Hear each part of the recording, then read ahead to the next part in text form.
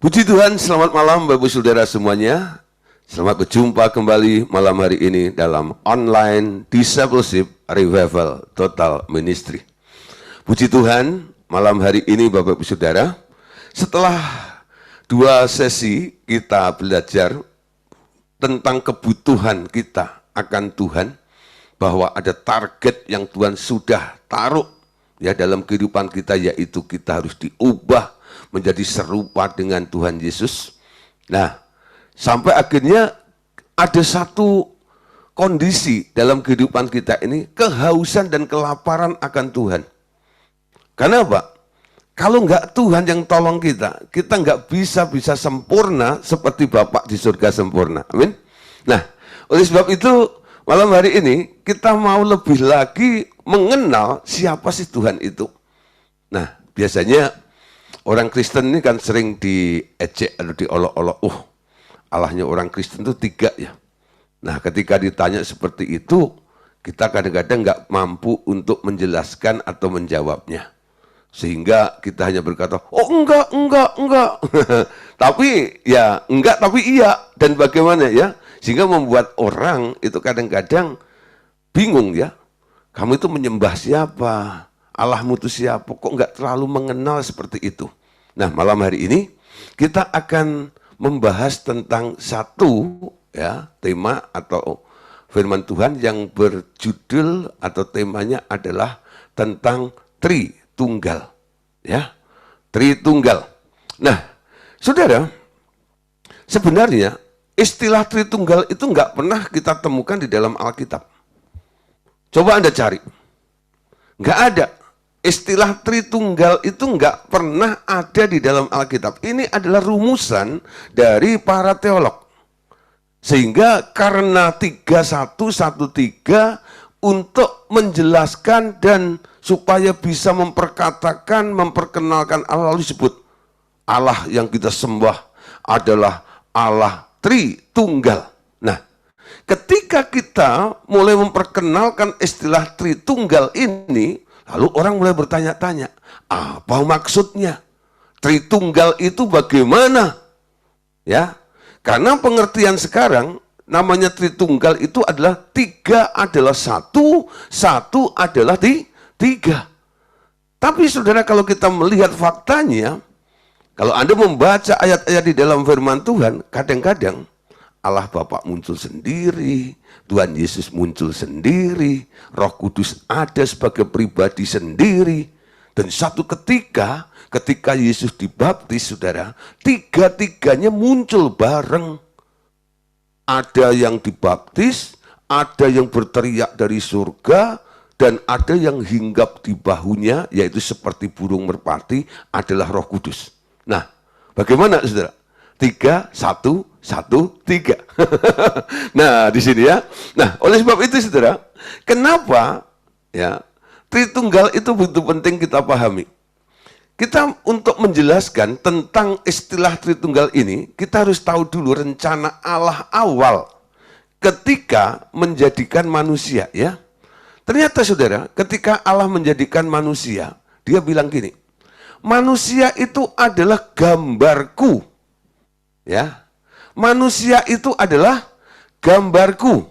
Nah, saudara, manusia itu adalah gambarnya Allah. Tapi kalau kita lihat ya, wajah saya, wajahnya Pak Yuel, wajahnya Pak Josanto, wajahnya Bu Nastiti, itu berbeda-beda ya. Kira-kira wajahnya siapa yang mirip dengan Allah? Gambar dalam hal apa ini? Nah, di sini saudara, segambar dalam kekudusan, segambar dalam kesempurnaan, tapi juga saudara, gambar ini adalah dibuat untuk menunjukkan aslinya, betul? Jadi kalau Anda ya nggak mampu atau nggak bisa menunjukkan aslinya, biasanya Anda mencoba untuk menunjukkan gambarnya supaya orang itu tahu siapa yang sedang dibicarakan itu atau diperkenalkan itu, betul? Nah, karena Allah itu adalah pribadi atau roh yang tidak kasat mata, yang tidak kelihatan, kadang-kadang untuk menjelaskan perkara di alam roh itu terlalu sulit. Dan Allah memahami semuanya itu. Nah, untuk menjelaskan tentang Allah, Allah menggambar dirinya di dalam diri manusia. Sehingga manusia itu adalah gambarnya Allah. Amin. Nah, saudara, dalam materi kita ya dikatakan begini. Pada umumnya, manusia menggambarkan Allah Tritunggal dengan memakai ilustrasi berupa benda-benda yang ada di dalam alam.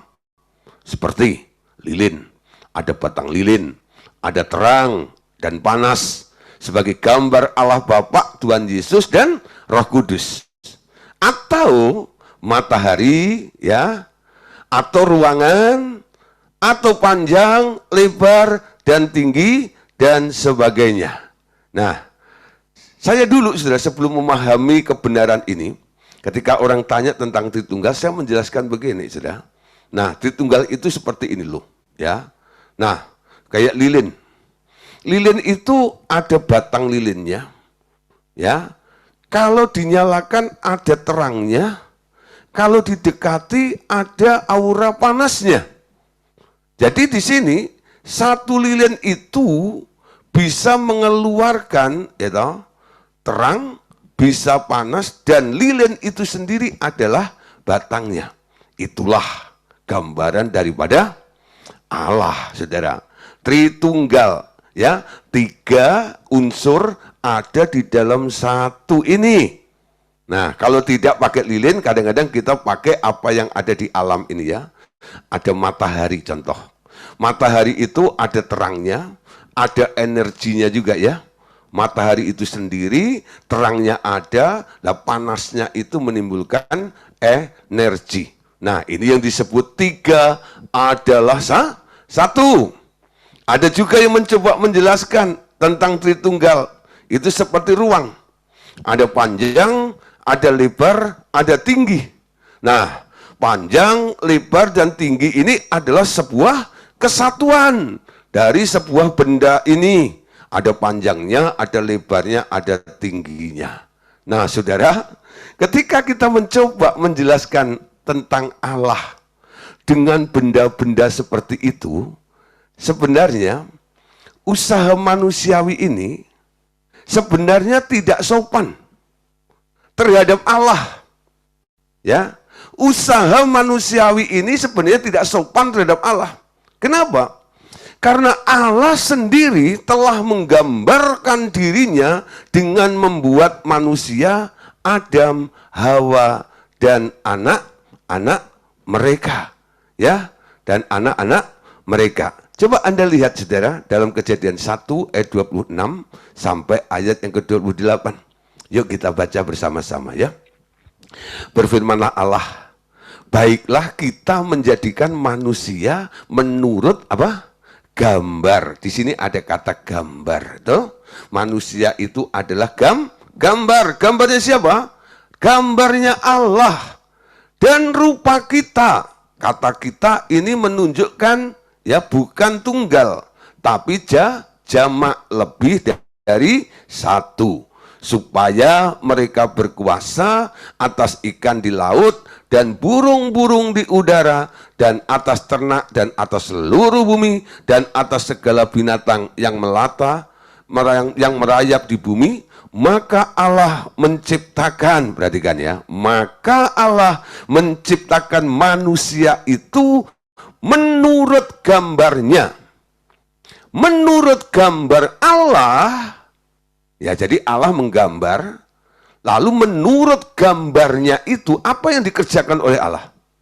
Diciptakannya dia atau manusia itu, laki-laki dan perempuan, diciptakannya mereka. Allah memberkati mereka. Lalu Allah berfirman kepada mereka, beranak cuculah dan bertambah banyak, penuhilah bumi dan taklukkanlah itu, berkuasalah atas ikan-ikan di laut dan burung-burung di udara dan atas segala binatang yang merayap di bumi. Amin. Jadi pertama ide gagasannya, yuk kita bikin manusia serupa dengan gambar dan rupa kita. Jadi ada satu pribadi yang mengajak partnernya, yang mengajak teamworknya untuk membuat sebuah gambar, yaitu manusia. Ketika mereka membuat gambar itu, dibuatlah gambar itu menurut gambarnya, yaitu laki-laki dan perempuan, betul? Lalu diberkati supaya beranak pinak, supaya beranak cucu. Jadi gambar Allah itu apa? Yang sedang digambarkan Allah untuk menunjukkan hakikat atau kebenaran Allah itu kepada kita, bahwa Allah bilang, kami ini adalah laki-laki, perempuan, dan punya anak. Nah, kalau ada laki-laki, perempuan, punya anak, itu namanya apa? Keluarga. Amin. Jadi Allah itu sedang ngomong, tahu nggak? Kami ini keluarga. Ada bapak, ada anak, ada ibu. Bukan berarti di sini nanti Roh Kudus kawin sama Allah Bapa. Enggak. Itu kalau orang berpikir seperti itu, pikirannya memang pikiran kawin-mawin aja. Enggak, saudara. Jadi semua yang ada di bumi ini adalah gambar dan bayangan dari apa yang ada di surga, termasuk manusia. Kenapa ketika Allah menciptakan manusia, diciptakannya laki-laki dan perempuan, lalu diberkati supaya beranak? Tuhan mau menunjukkan, kami ini adalah sebuah keluarga. Nah, keluarga itu artinya di dalamnya bukan seorang saja, lebih dari satu. Amin. Nah, saudara, sekarang kita mulai ya. Sebenarnya Allah yang kita kenal itu berapa? Nah, jangan dijawab dulu. Nanti saya jelaskan pelan-pelan, karena ini melawan arus berat sekali. Tapi supaya Anda mulai menangkap, mulai mengerti. Ya. Nah, coba sekarang kita lihat. Ketika Allah mulai memperkenalkan dirinya kepada manusia, Anda lihat dalam Lukas ya, pasal 21 ayat yang ke-22. Ya. Ketika seluruh orang banyak itu telah dibaptis, dan ketika Yesus juga dibaptis dan sedang berdoa, terbukalah langit dan turunlah Roh Kudus dalam rupa burung merpati ke atasnya. Dan terdengarlah suara dari langit, Engkaulah anakku yang kukasihi, kepadamulah aku berkenan. Nah, saudara, saya yakin cerita ini bukan sesuatu yang asing bagi kita. Ketika Yesus dibaptis oleh Yohanes Pembaptis, dia keluar dari air, lalu sedang berdoa. Ya, lalu turunlah Roh Kudus seperti burung merpati hinggap. Jadi seperti burung merpati itu apa? Alkitab memberitahu itu Roh Kudus. Amin. Turun hinggap pada pundaknya siapa? Pundaknya Yesus. Ada Yesus, ada Roh Kudus. Nangkep? Dalam waktu yang bersamaan. Setelah Roh Kudus ada di bahunya Yesus, lalu langit terbuka. Dari atas itu terdengar sebuah suara. Inilah, engkaulah anakku yang kukasihi, kepadanyalah aku berkenan. Siapa yang ngomong? Siapa yang ngomong? Ayo, siapa yang ngomong? Ada yang menafsirkan begini. Itu kealahan Yesus bicara kepada kemanusiaannya Yesus. Lalu saya tanya, yang menjawab seperti itu, kalau Yesus, kealahannya Yesus teriak kepada kemanusiaannya Yesus, pasti beritanya, inilah aku, betul? Alkitab itu jujur. Jangan diinterpretasi menurut mau kita sendiri karena kita nggak paham. Lalu kita buat acara sendiri dengan pengertian kita sendiri. Yang di atas itu berteriak berkata, engkau adalah anakku. Jadi kalau yang di atas itu mengakui yang di bawah itu sebagai anak, artinya yang di atas itu pasti bapak, betul loh? Pasti bapaknya, amin. Nah, mulai terbuka sedikit demi sedikit. Oh iya ya.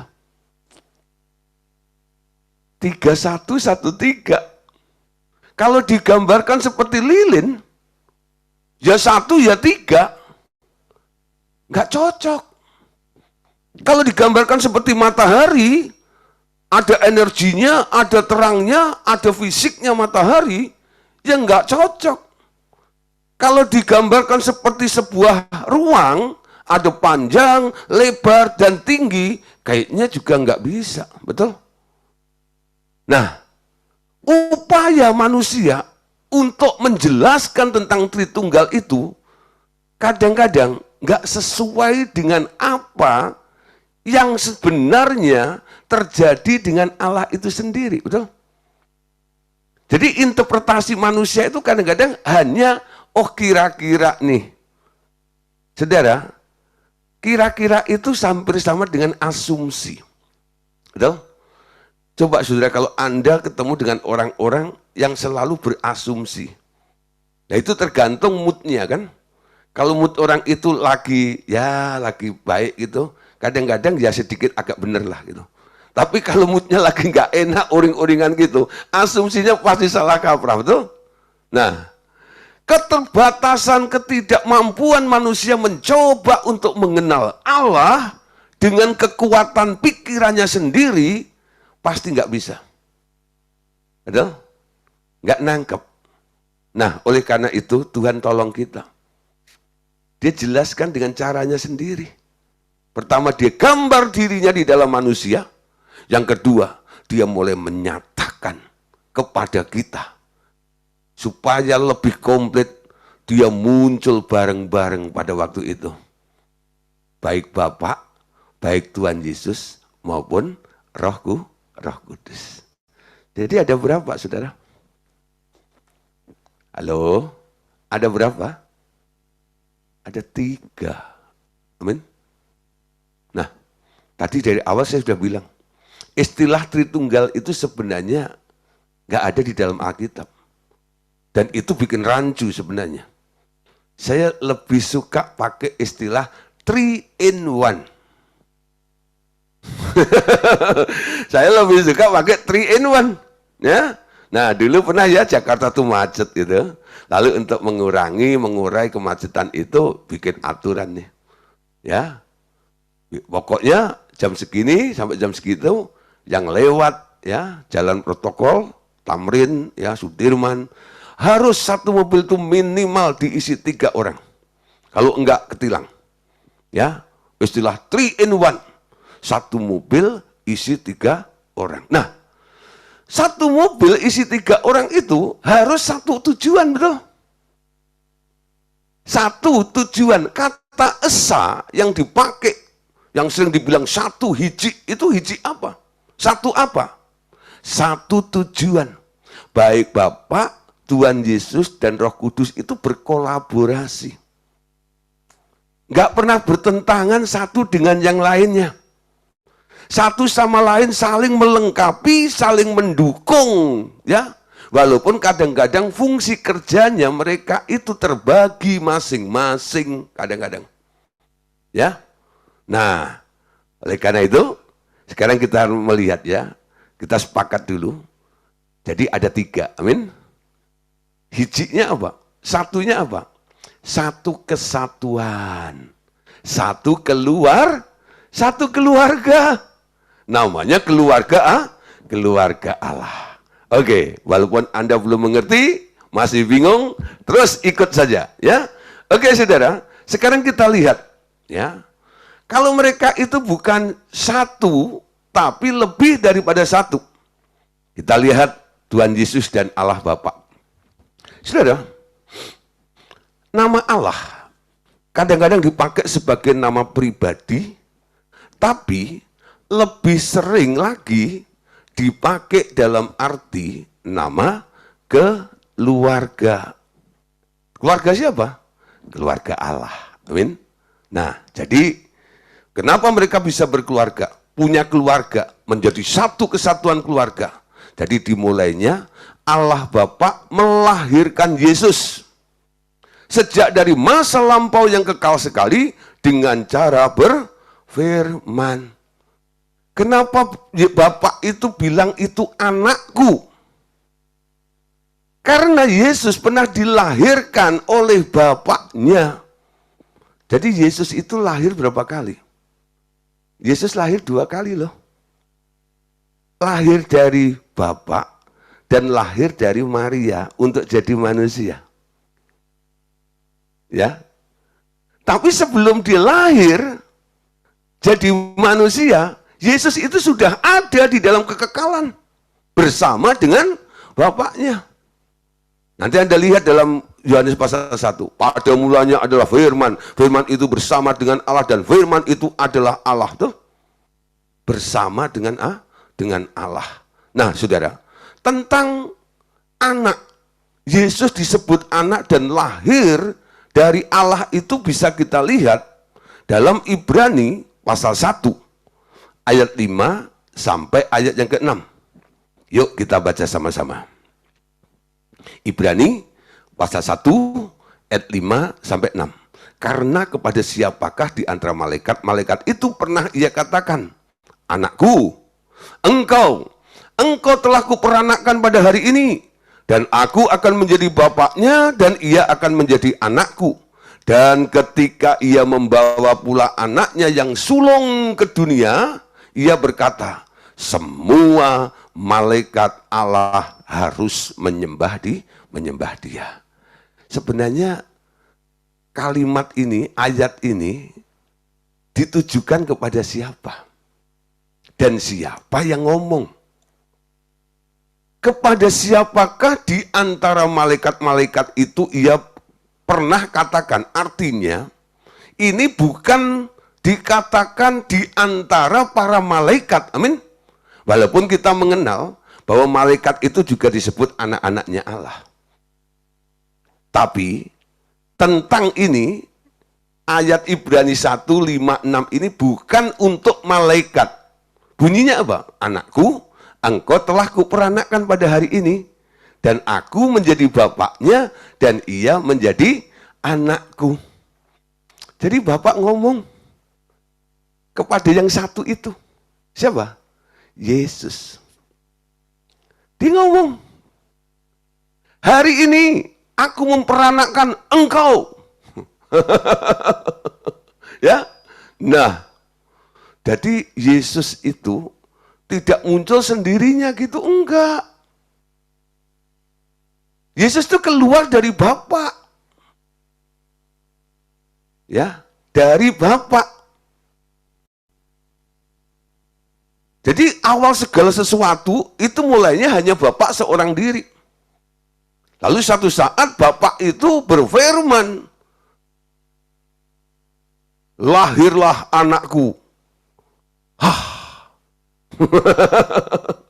Maka namanya firman. Jadi Yesus itu dulu waktu di surga, sebelum dia jadi manusia, ya baru diperkenalkan manusia yang namanya Yesus. Lalu kita kenal sekarang sebagai Tuhan Yesus. Dulu di sana namanya siapa? Namanya firman. Yohanes 1 ayat 1. Pada mulanya adalah firman. Firman itu bersama dengan Bapa, dan firman itu adalah Elohim. Ya, firman itu bersama dengan Eloah, dan firman itu adalah Elohim. Keluarganya Allah. Nah, Saudara, Wahyu 3 ayat 14 juga dikatakan, dan tuliskanlah kepada malaikat jemaat di Laodikia. Inilah firman dari Amin, saksi yang setia dan benar, permulaan dari ciptaan Allah. Nah, Saudara, sebelum Allah menciptakan segala sesuatu, ya, awalnya Bapak itu, pertama yang dibuat oleh Bapak apa? Dia melahirkan Yesus. Setelah itu, Bapak mulai mendelegasikan tugas penciptaan segala sesuatu yang kita lihat ini kepada Yesus. Sehingga dalam Yohanes 1 dikatakan, segala sesuatu dijadikan oleh Dia, oleh Yesus. Tanpa Yesus tidak ada sesuatu pun yang terjadi. Kecuali apa yang ada di dalam kerajaan Bapaknya. Dan semua yang pernah diciptakan oleh Tuhan Yesus itu, sekarang ada di dalam satu wilayah yang disebut kerajaan Yesus. Atau kerajaan surga. Di lain kesempatan saya mau bicara, jelaskan tentang bedanya kerajaan surga dan kerajaan Bapa. Atau kerajaan Allah. Bedanya apa? Kerajaan Allah atau kerajaan Bapa itu adalah wilayah yang dikepalai atau dipimpin oleh Bapa. Kerajaan Yesus adalah wilayah atau daerah yang dikepalai atau dikuasai oleh Yesus. Lebih gede mana? Lebih gede kerajaan Bapaknya. Nah, kerajaan Yesus itu nanti puncaknya sampai masa kerajaan 1000 tahun. Karena menurut nubuatan ketika Daud dipilih menjadi yang berkenan, Tuhan bilang, kerajaanmu akan tetap untuk selama-lamanya. Dan kerajaan Daud itu dilanjutkan kepada Tuhan Yesus, dan nanti Yesus memerintah di awan-awan selama 1000 tahun. Setelah selesai, langit lama dan bumi lama digulung, masuklah babak baru, ke langit baru, bumi baru.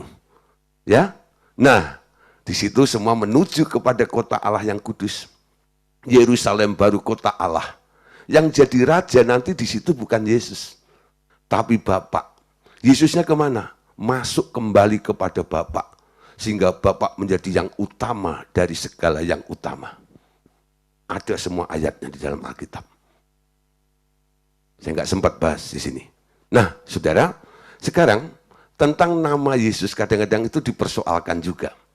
Dalam 1 Yohanes 5:1. Setiap orang yang percaya bahwa Yesus adalah Kristus lahir dari Allah. Dan setiap orang yang mengasihi Dia, yang melahirkan, mengasihi juga Dia yang lahir daripadanya. Nah, ayat ini sangat membingungkan kalau orang-orang yang punya keyakinan atau pahamnya Jesus only. Setiap orang yang percaya bahwa Yesus adalah Kristus lahir dari Allah. Dan setiap orang yang mengasihi Dia, yang melahirkan, mengasihi juga Dia yang lahir daripadanya. Nah, orang percaya Yesus, ngalami kelahiran baru, disebut lahir dari Allah. Betul? Bukan dari darah dan daging.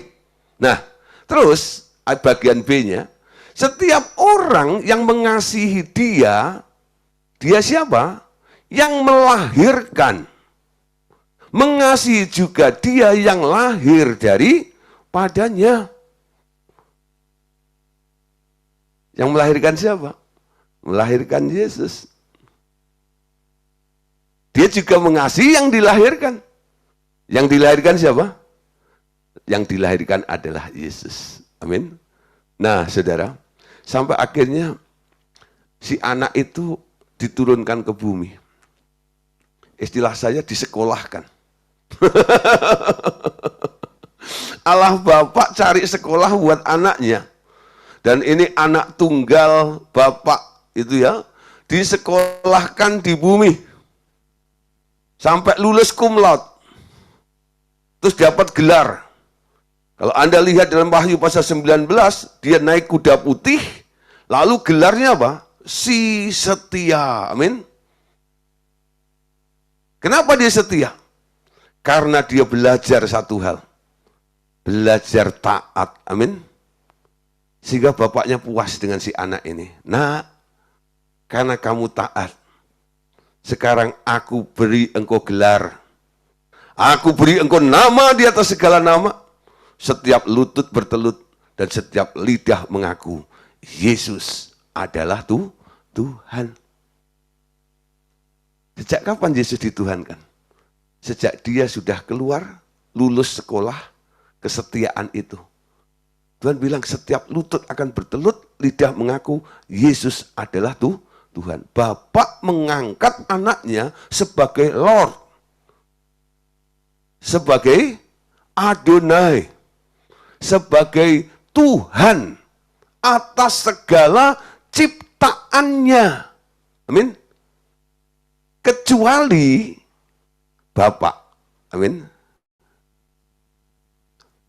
Yesus bukan Tuhannya Bapa, bukan. Yesus Tuhannya ciptaan, betul? Nangkap saudara? Jadi semua ciptaan, setiap lutut akan bertelut. Yesus adalah Tuhan. Tapi yang satu ini, dia ada di atasnya terus. Nanti Anda lihat, tugas orang percaya sekarang adalah membuat musuh-musuhnya ditaklukkan pada kakinya, betul? Tapi yang menaklukkan itu tidak akan tunduk kepada kaki Yesus. Siapa itu? Bapaknya. Nah, saudara, ya, oke, pelan-pelan saja. Nanti Anda pasti akan mulai menangkap, mengerti, ya. Nah, jadi boleh dikatakan gini, Allah Bapa mengangkat Yesus sebagai Tuhan atau Lord atau Tuhan atas ciptaannya, atas segala yang diciptakan oleh Yesus itu. Nah, itulah sebabnya dalam Filipi 2:9 Allah sangat meninggikan dia dan mengaruniakan kepadanya nama di atas segala nama, supaya dalam nama Yesus bertekuk lutut segala yang ada di langit dan yang ada di atas bumi dan yang ada di bawah bumi, dan segala lidah mengaku Yesus Kristus adalah Tuhan bagi kemuliaan Allah Bapa. Amin. Nah, mulai jelas ya. Nah, saudara, lanjut. Kalau kita melihat pada Kejadian pasal 1, terus-menerus dipakai kata God atau Elohim. Ini adalah bentuk plural dari Eloah.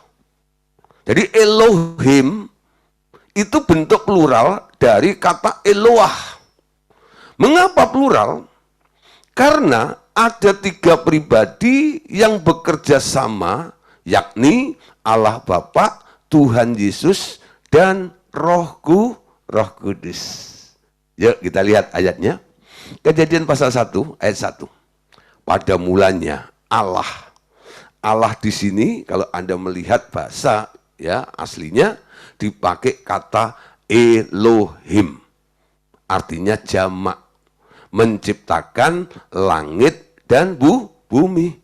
Jadi di sini ini ada Allah Bapa, ada Tuhan Yesus, dan ada Roh Kudus. Dalam kesatuan mereka, mereka menciptakan langit dan bumi. Amin. Nah, saudara, kita lihat ya. Baru pada Kejadian 2 ayat yang keempat dan seterusnya, kata Tuhan muncul dan dipakai terus. Karena sekarang yang terus bekerja adalah Tuhan, yaitu Yesus. Tuhan atas ciptaan ini. Jadi Kejadian pasal 1 ayat 1, itu mereka teamwork, kerjasama. Tapi Kejadian pasal 2 ayat 4, itu sudah berbeda, saudara. Coba lihat ayatnya. Demikianlah riwayat langit dan bumi pada waktu diciptakan. Di sini dipakai kata Tuhan Allah. Ketika Tuhan Allah atau Yahweh Elohim menjadikan bumi dan langit. Tidak dipakai kata Allah tok, tapi ada sebutannya ini, ada keterangannya. Yang menciptakan adalah Tuhan Allah. Yahweh Elohim. Ya, Yahweh Elohim. Jadi saudara, kalau kita bicara tentang Tuhan Yesus, kita bicara tentang Yahweh Elohim. Tapi kalau kita bicara tentang Bapa, kita sebut dia sebagai Eloah. Ya, Eloah. Ketika Tuhan Yesus ada di atas kayu salib, dia mau mati, dia bilang apa? Eli, Eli, lama sabatani, itu ya. Itu bahasa Indonesianya. Bahasa aslinya dia bilang apa? Eloah, Eloah. Dia panggil Bapak secara personal, secara pribadi. Dan orang-orang Yahudi ngerti. Dipanggil bapaknya. Bapakku, Bapakku. Kenapa engkau meninggalkan aku? Betul? Kalau cuma satu orang, dia nggak mungkin bilang ditinggalkan. Amin. Bu Lia itu jalan sama Bu Apit. Lalu Bu Apit lari kenceng. Teriak-teriak. Cik Pitnoy. Cik Apit. Kenapa tinggalin aku? Betul? Tapi kalau jalan sendiri, terus ngomong seperti itu, didengar orang, kira-kira orang ketawa nggak? Anda jalan sendiri, lalu Anda bilang, kenapa tinggalin aku? Kenapa tinggalin aku? Betul?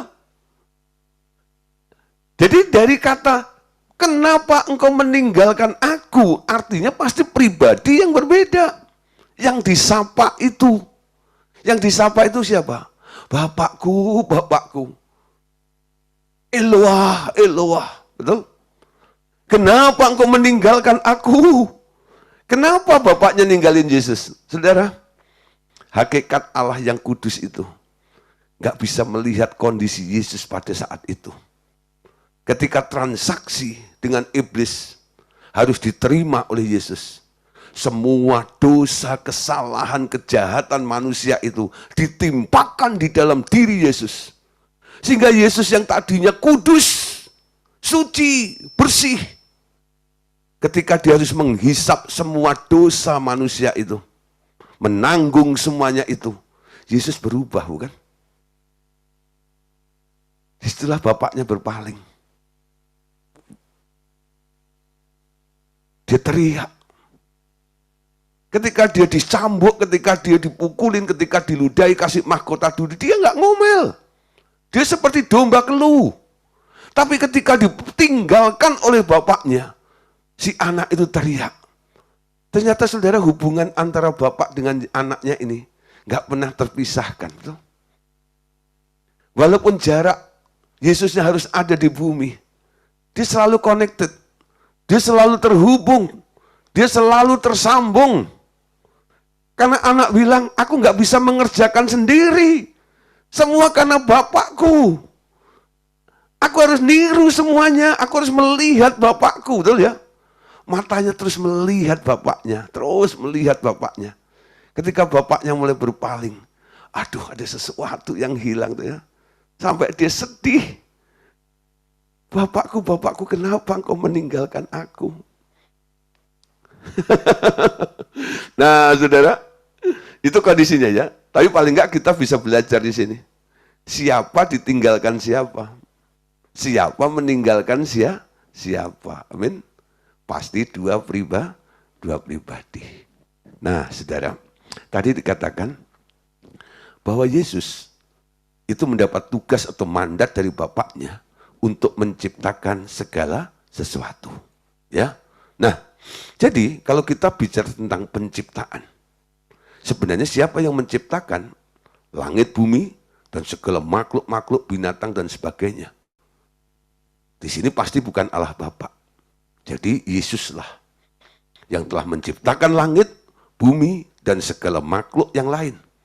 Itu sebabnya juga ia disebut sebagai Bapa yang kekal dalam Yesaya pasal 9 ayat 5. Permulaan dari segala ciptaan, Yesus adalah hikmat.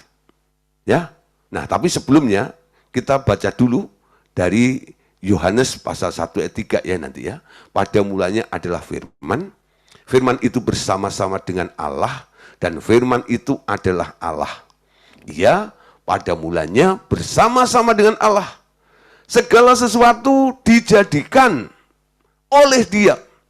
Dan tanpa Dia tidak ada satupun yang telah terjadi dari segala yang telah dijadikan. Jadi ini mengacu kepada si Firman. Siapa itu Firman? Yaitu Yesus.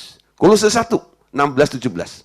Karena di dalam dialah telah diciptakan segala sesuatu yang ada di surga atau heavenly places, tempat-tempat di alam roh, dan yang ada di bumi atau di alam materi, baik yang kelihatan dan yang tidak kelihatan, baik singgasana maupun kerajaan, baik pemerintah maupun penguasa, segala sesuatu diciptakan oleh Dia dan untuk Dia. Ia ada terlebih dahulu dari segala sesuatu, dan segala sesuatu ada di dalam Dia. Nah, saudara, sebenarnya siapa sih yang ciptain? Yesus, saudara. Ya. Nah, oleh karena itu, Yesaya pasal 9 ayat 5 dikatakan begini, sebab seorang anak telah lahir untuk kita, seorang putra telah diberikan untuk kita, lambang pemerintahan ada di atas bahunya, dan namanya disebutkan orang, penasihat, ajaib, Allah yang berkasa, Bapa yang kekal, Raja damai. Dia punya 5 ya gelar, penasihat, ajaib. Ya, ini kalau bahasa Indonesia kan digabung. Tapi kalau bahasa Inggrisnya itu sebenarnya counselor, ya wonderful, ya. Nah, jadi ini beda. Penasihat, ajaib, Allah yang perkasa, Bapa yang kekal, dan Raja damai. Nah, saudara, kenapa Yesus disebut Bapa yang kekal? Kadang-kadang ayat atau istilah Bapa dalam Yesaya 9 ayat 5 ini, buat orang yang selalu ngotot bahwa Bapa dan Yesus itu sama, dia akan bilang pakai dasar ayat ini. Tuh, Yesaya 9 ayat 5, itu Yesus kan disebut Bapak juga. Yesus kan disebut Bapak juga, betul? Memang betul, Yesus disebut Bapak di sini. Tapi bukan berarti Yesus itu sama dengan Allah Bapa. Yesus itu anak. Betul? Nah, Elohah itu bapaknya. Kenapa di sini Yesus disebut penasihat, ajaib, Allah perkasa, Bapa yang kekal dan Raja damai? Apa makna arti daripada kata Bapa di sini, saudara? Kata Bapa di sini sebenarnya ya sebuah sebutan dari yang memulai atau mendirikan, atau disebut founder, betul? Founder, bapaknya. Ya, saya pernah melayani ya pendiri BINUS, Pak Wibowo namanya. Ketika beliau sakit, kami diundang oleh istrinya Bu Sisilia ke Permata Hijau.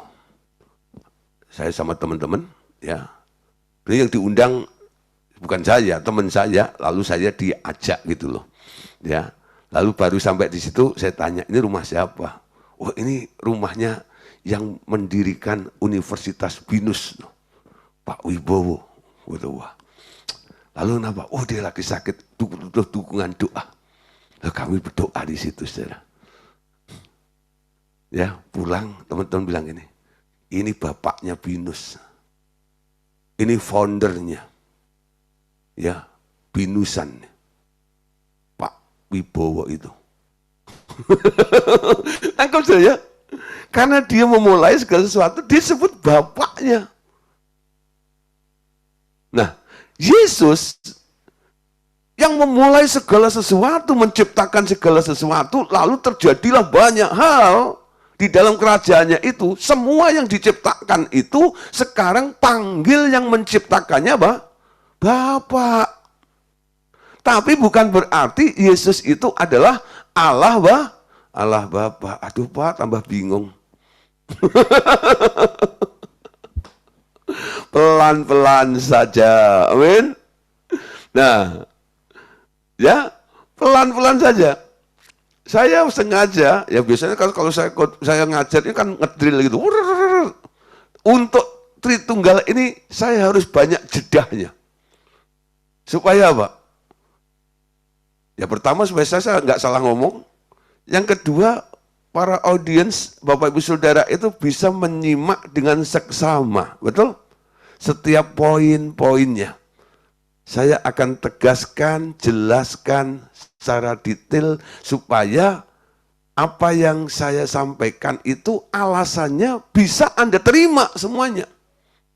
Nggak seperti selama ini, 3113, nanti kalau dipaksakan coba jelasin gini-gini tentang Allah. Lalu Anda bilang, otakmu itu segede bakpao, kamu nggak bisa ngerti tentang Allah. Langsung ditabuk aja kayak begitu.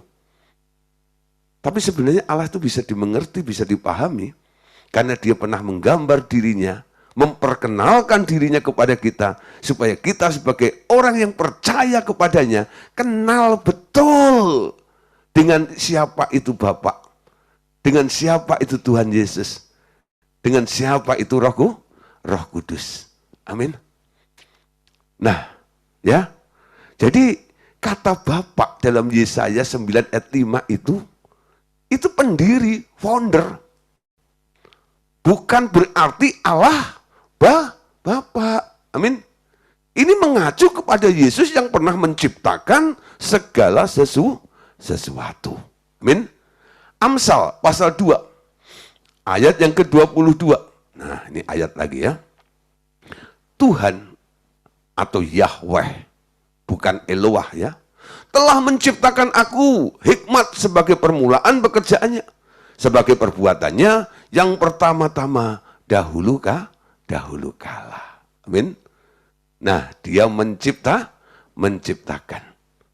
Jadi sebelum Yesus menciptakan segala sesuatu itu, apa sih yang pertama kali diciptakan Yesus? Hikmatnya.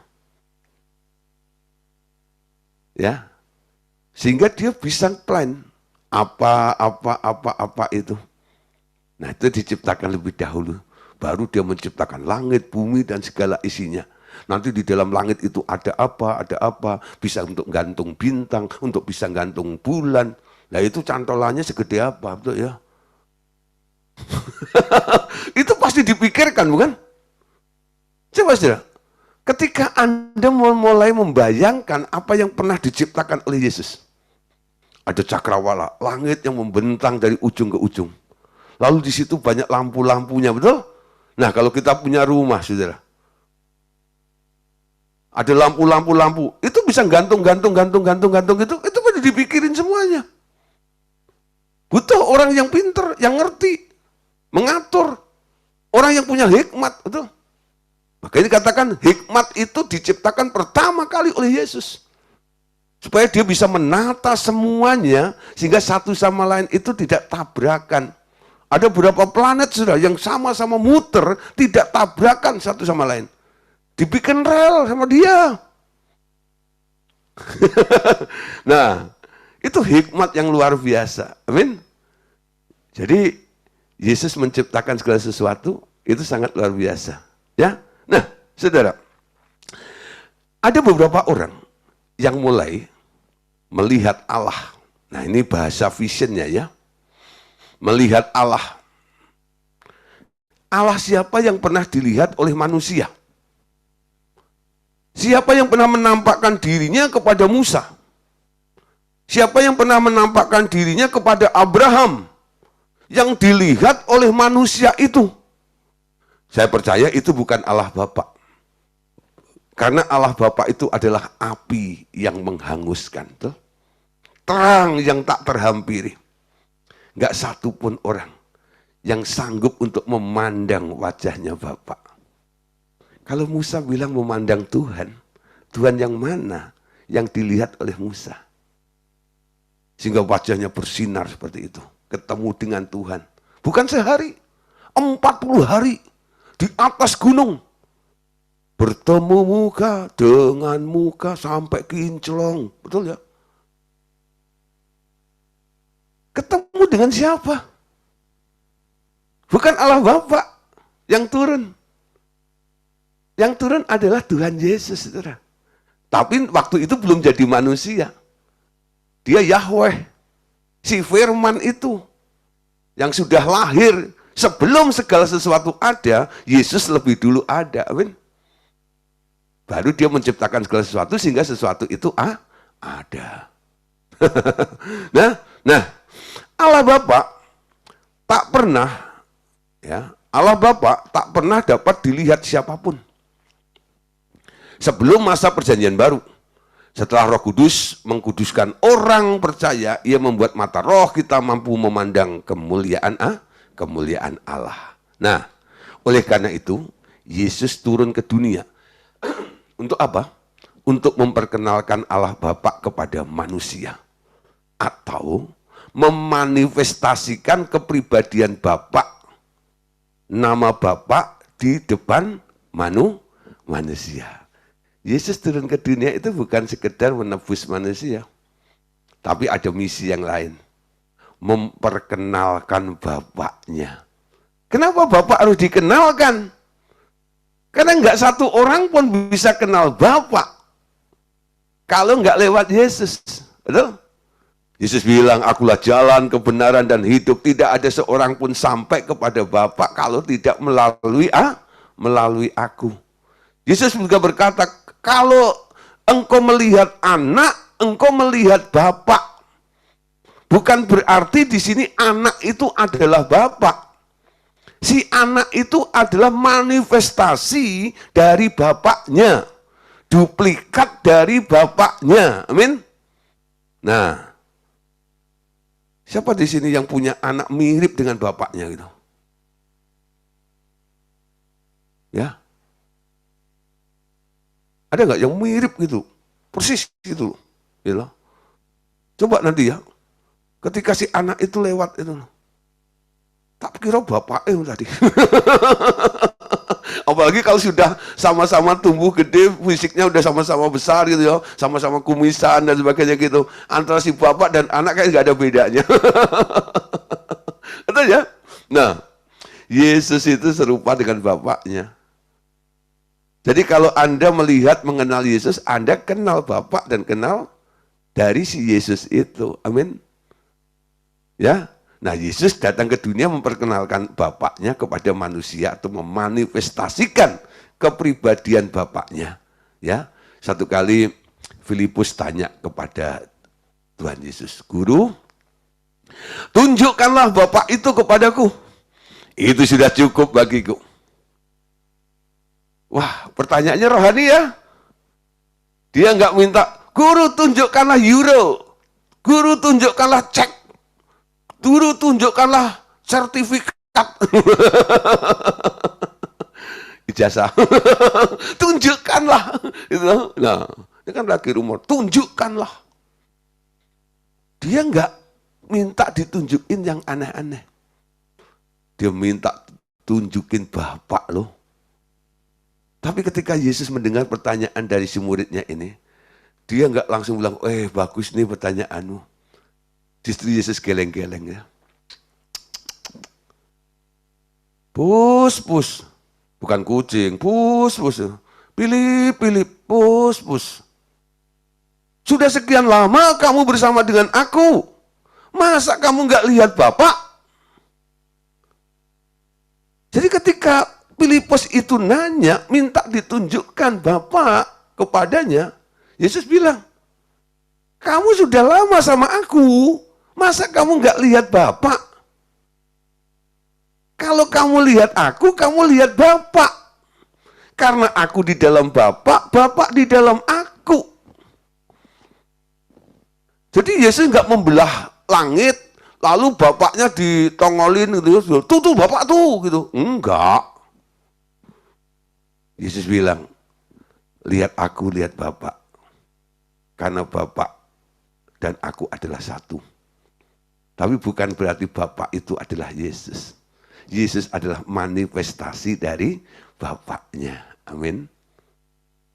Yesus manifestasi dari Bapaknya. Nanti kalau Anda jelasin ke orang lain, pelan-pelan.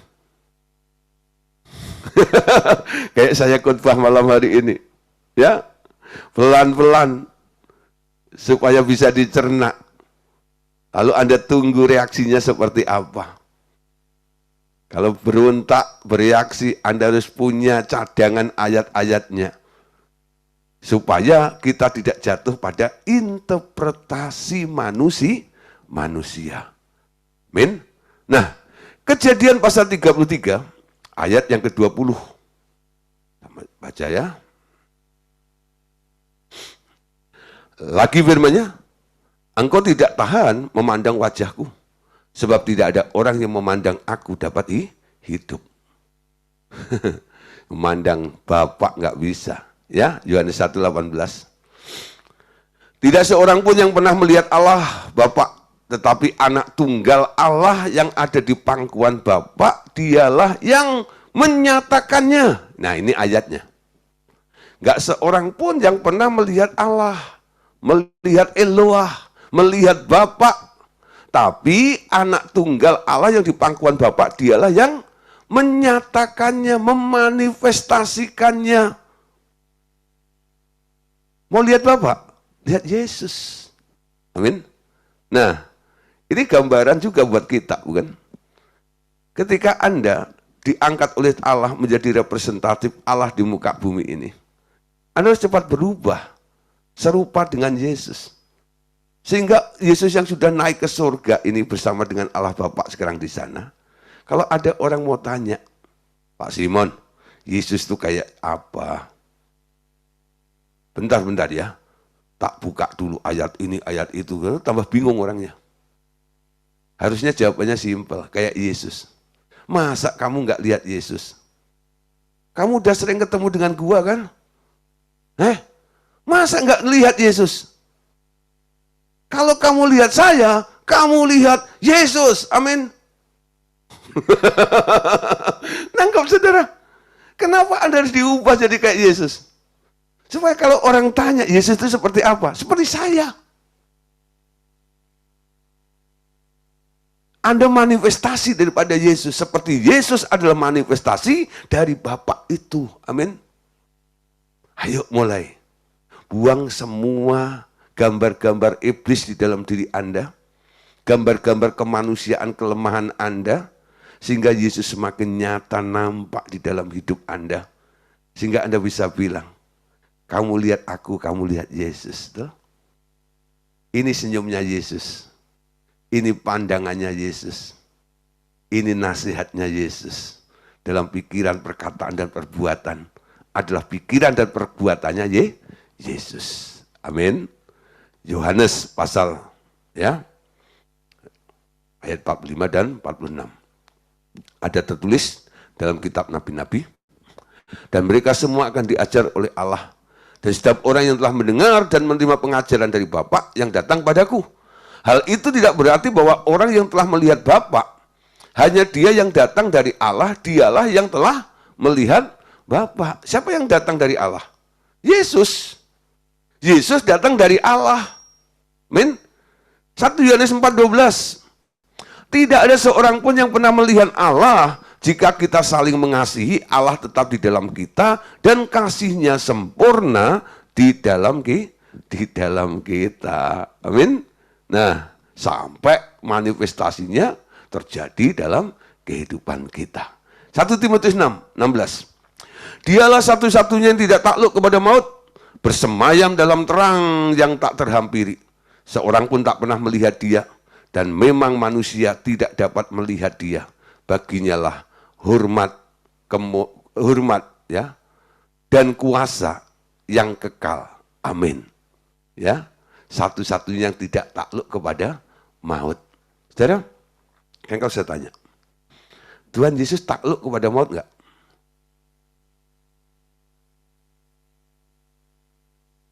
Halo? Tuhan Yesus takluk pada maut enggak? Pernah mati enggak? Itu loh. Mati itu artinya dia ditelan oleh maut. Takluk kepada maut. Yesus pernah mati enggak? Mati. Artinya takluk pada maut. Tuh. Dibangkitkan oleh Bapaknya. Mengalami kuasa kebangkitan, kemenangan, kemuliaan terjadi atas dirinya. Tapi ada satu yang enggak pernah takluk kepada maut. Siapa itu? Allah Bapa. nanti yang menaklukkan maut siapa? Yang nggak pernah takluk kepada maut, yaitu Allah Bapa itu sendiri. Masa kerja Allah Bapa sekarang inilah mulai berjalan. Masa kerja Yesus sudah selesai. Yesus di atas kayu salib bilang, it's finished. Sudah selesai. Wes rampung. Nunga. You know? Sudah. Parantos. Udah selesai. Apanya udah selesai? Pekerjaannya. Tugasnya. Dia harus duduk di sana. Sambil menunggu. Sampai musuh-musuhnya ditaklukkan di bawah kakinya. Artinya dia nggak kerja. Yang kerja siapa sekarang? Allah Bapa dengan Roh Kudus, lalu mempengaruhi orang-orang percaya, kita semua yang merespon tentang misi Allah ini, Kolose 1:19-20, Allah ingin berdamai dengan segala makhluk. Dan kita semuanya yang telah berdamai dengan Allah ini akan dijadikan juru-juru damai. Sehingga kita bisa mendamaikan segala makhluk. Amin. Nah, saudara, ini penting sekali. Supaya kita semakin paham ya dengan pengertian-pengertian seperti ini. Nah, terus saudara, kalaupun dikatakan tua-tua Israel pernah melihat Allah, ia pasti menyamarkan wajahnya hingga tidak terlihat jelas. Cuman kelihatan punggungnya, tapi enggak wajahnya. Keluaran 24:10 nih ayatnya ya. Lalu mereka melihat Allah Israel, kakinya berjejak pada satu buatannya seperti lantai dan batu, nilam dan yang terangnya seperti langit yang cerah.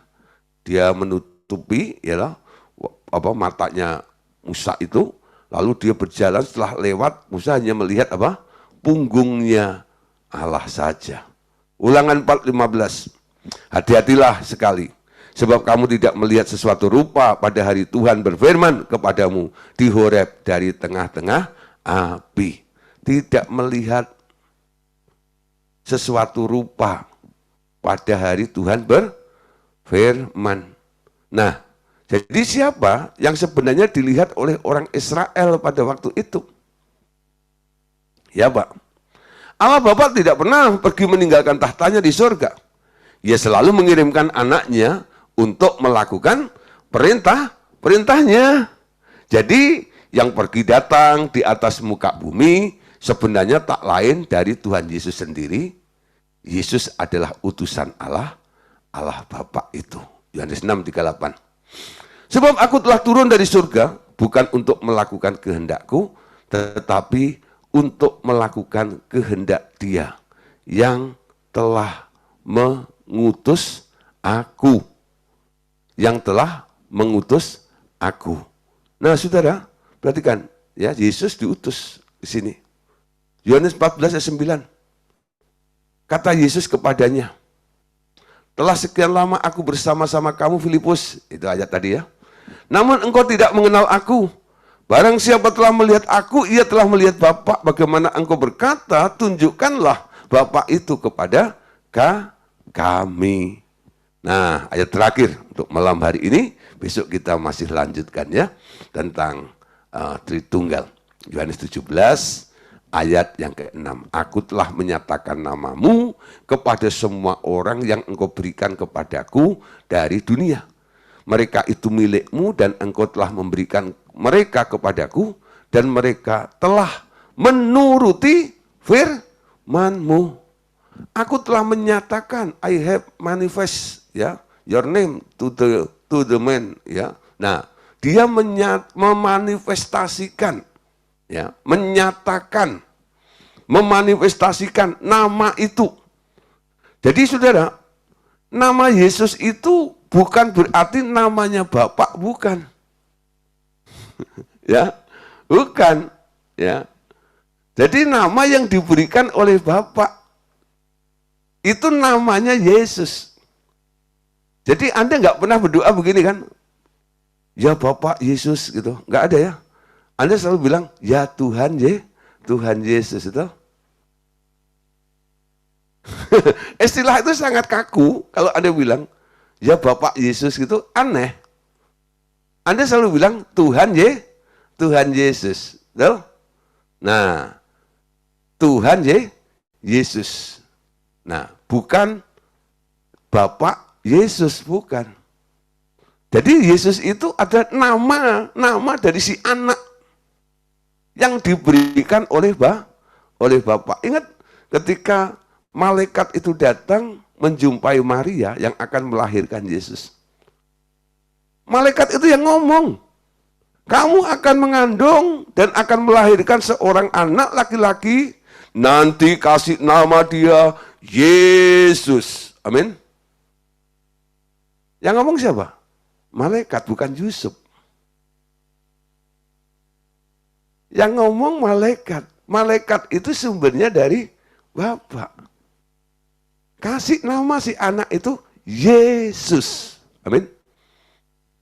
Yesus. Jadi nama Yesus itu diberikan oleh bapaknya kepada si anak itu. Nah, jadi paling tidak malam hari ini kita sudah dapat beberapa gambaran. Kalau kita mau bicara tentang Tritunggal, Trinitas Tunggal Allah, bukan berarti itu ya 3113 yang tidak bisa kita jelaskan. Tapi kita bisa mulai memahami, oh maksudnya begini, satu itu apa? Satu itu adalah satu kesatuan, satu keluarga, di mana isinya ada laki-laki, ada perempuan, dan ada anak. Ya, ada Bapa, ada Tuhan Yesus, ada Roh Kudus. Sebuah keluarga. Oke, Bapak Saudara, biarlah firman Tuhan pada malam hari ini boleh menjadi pengertian yang baru bagi kita. Coba cerna kembali, nanti Roh Kudus juga akan memberikan pewahyuan, pengertian yang lebih dalam lagi kepada Bapak Ibu Saudara. God bless you, Tuhan Yesus memberkati. Amin.